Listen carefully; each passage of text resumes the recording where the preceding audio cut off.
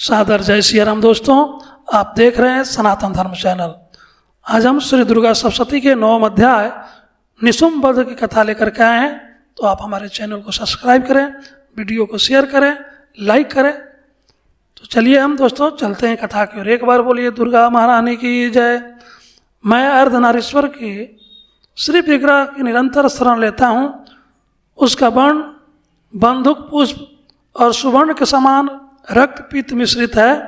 वह अपनी भुजाओं में सुंदर अक्षमाला, पास, अंकुश और वर मुद्रा धारण करता है। अर्धचंद्र उसका आभूषण है तथा वह 3 नेत्रों से सुशोभित है। राजा ने कहा, भगवान अपने रक्त बीज के वध से संबंध रखने वाला देवी चरित्र का अद्भुत महात्मा मुझे बतलाया। अब रक्त बीज के मारे जाने पर अत्यंत क्रोध में भरे हुए शुंभ और निशुम्भ ने जो कर्म किया उसे मैं सुनना चाहता हूं। ऋषि कहते हैं, राजन, युद्ध में रक्त बीज तथा अन्य दैत्यों के मारे जाने पर शुंभ और निशुम्भ के क्रोध की सीमा नहीं रही। अपनी विशाल सेना इस प्रकार मारी जाती देख निशुम्भ अमरस में भरकर देवी की ओर दौड़ा। उसके साथ असुरों की प्रधान सेना थी। उसके आगे पीछे तथा पर्श भाग में बड़े बड़े असुर थे जो क्रोध से ओठ चबाते हुए देवी को मार डालने के लिए आए। महाप्रकर्मी शुंभ भी अपनी सेना के साथ मातृगुणों के युद्ध करके क्रोधवश चंडिका को मारने के लिए आ पहुंचा। तब देवी के साथ शुंभ और निशुम्भ का घोर संग्राम छिड़ गया। वे दोनों दैत्य मेघों की भांति बाणों की भयंकर वृष्टि कर रहे थे। उन दोनों के चलाए हुए बाणों को चंडिका ने अपने बाणों के समूह से तुरंत काट डाला और शस्त्र समूहों की वर्षा करके उन दोनों दैत्यपतियों के अंगों में भी चोट पहुंचाई। निशुम्भ ने तीखी तलवार और चमकती हुई ढाल लेकर देवी के श्रेष्ठ वाहन सिंह के मस्तक पर प्रहार किया। अपने वाहन को चोट पहुंचने पर देवी ने क्षुरप्र नामक बाण से निशुम्भ की श्रेष्ठ तलवार तुरंत ही काट डाली और उसकी ढाल को भी जिससे 8 चांद जड़े थे खंड खंड कर दिया। ढाल और तलवार के कट जाने पर उस असुर ने शक्ति चलाई, किंतु सामने आने पर देवी ने चक्र से उसके भी 2 टुकड़े कर दिए। अब तो निशुम्भ क्रोध से जल उठा और उस दानव ने देवी को मारने के लिए शूल उठाया, किंतु देवी ने समीप आने पर उसे भी मुक्के से मारकर चूर्ण कर दिया। तब उसने गदा घुमाकर चंडी के ऊपर चलाई, परंतु वह भी देवी के त्रिशूल से कटकर भस्म हो गई। तदंतर दैत्यराज निशुम्भ को फरसा हाथ में लेकर आते देख देवी ने बाण समूहों से घायल कर धरती पर सुला दिया। उस भयंकर प्रकर्म के भाई निशुम्भ के धराशायी हो जाने पर शुंभ को बड़ा क्रोध हुआ और अंबिका का वध करने के लिए वह आगे बढ़ा। रथ पर बैठे बैठे ही उत्तम आयुधों से सुशोभित अपनी बड़ी बड़ी 8 अनुपम भुजाओं से समूचे आकाश को ढककर वह अद्भुत शोभा पाने लगा। उसे आते देख देवी ने शंख बजाया और धनुष की प्रत्यंचा का भी अत्यंत दुस्सह शब्द किया। साथ ही अपने घंटे के शब्द से जो समस्त दैत्य सैनिकों का तेज नष्ट करने वाला था, संपूर्ण दिशाओं को व्याप्त कर दिया। तदंतर सिंह ने भी अपने दहाड़ से, जिसे सुनकर बड़े बड़े गज राजों का महान मद दूर हो जाता था, आकाश, पृथ्वी और 10 दिशाओं को गुंजा दिया। फिर काली ने आकाश में उछलकर अपने दोनों हाथ से पृथ्वी पर आघात किया। उससे ऐसा भयंकर शब्द हुआ जिससे पहले के सभी शब्द शांत हो गए।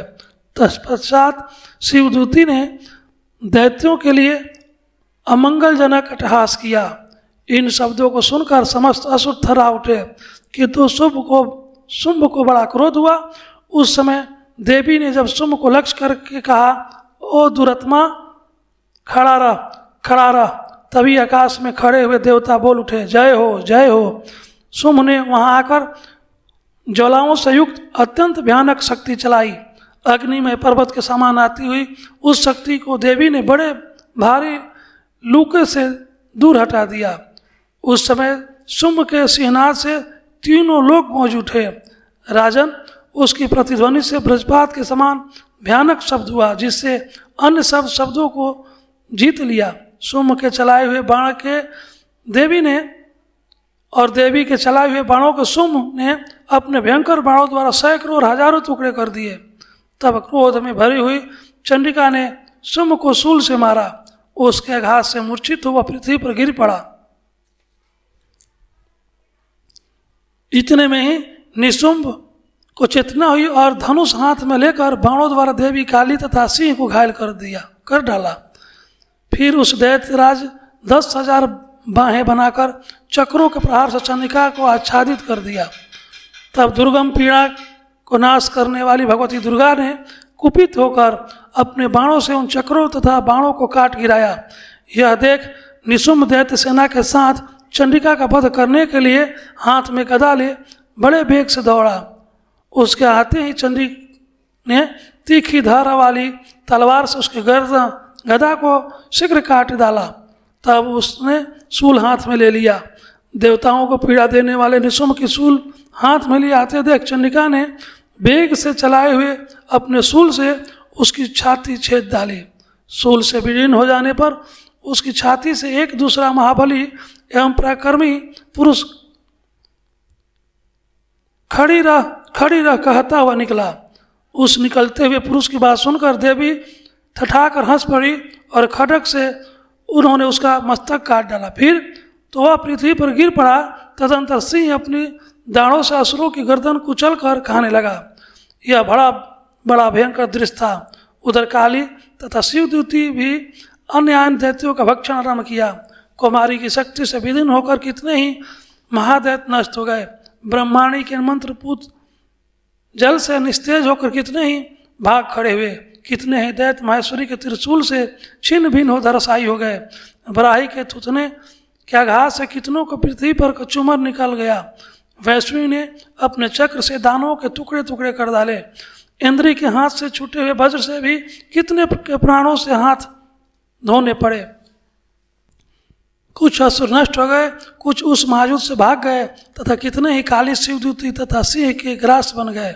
इस प्रकार श्री मार्कंडेय पुराण में सवर्णिक मनवंतर की कथा के अंतर्गत देवी महात्म्य निशुंभ वध नामक 9वां अध्याय पूर्ण हुआ। दोस्तों, आपको यह वीडियो कैसा लगा कमेंट में जरूर लिखें।